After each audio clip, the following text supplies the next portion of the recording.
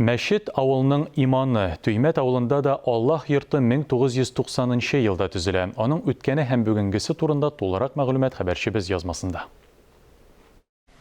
Авылда кемнән генә сорасаң да Ильяс хәзрәтне белмәүче юк. Дөрес, ул хәзер авылда имамлык итми, үзенә алмаш әзерләп калдырган.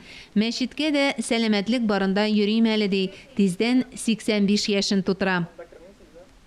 Әйе, башта бик авыр булды. 1990 елны салынган бу мәчет, аны ачып кирергә миңа насыйп булды. Мин анда әле 1 ел мөәзин генә булдым. 91 елдан уже бабайлар олыгайган иде. Алар бер генә намазга йөрерләр иде. Калган намазларын миңа тапшырдылар. Менә бүген көндә октябрь айында 30 ел була инде. Туймәттә иске мәчет 1966 елны сүтелә. Ильяс хәзрәт аның шаһиде.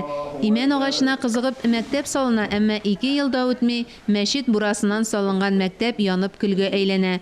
Шулай итеп авыл мәчетсез дә, мәктәпсез дә кала.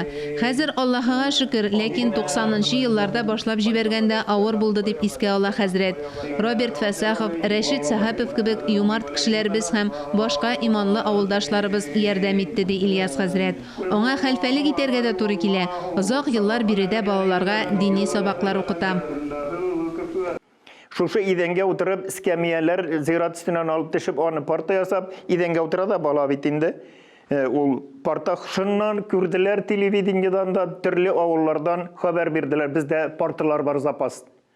Шулай итеп, менә шушы залга парталар куеп, мин 4-5 ел балалар укыттым. Аның шәкертләре арасында Айнур Кәримов та бар. Монда кеше күп иде, 40 кеше дә килде, күп кеше укырга килде, һәм алмашынып торды. Шулай итеп, менә сабаклар алып, гыйлем алып, шулай итеп, әкертен генә мәчеткә тартыла башладык, шулай итеп, теге йөрәгебездә инде иман нуры кабынгандыр бәлки.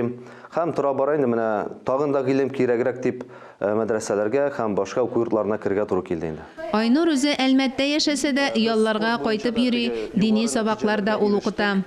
Күргәнегезчә, монда бик күп дипломнар. Булар бөтенесе безнең мәчеткә йөрүче шәкертләрнең тырышлыклары. Без килгәндә акшам намазы вакыты иде.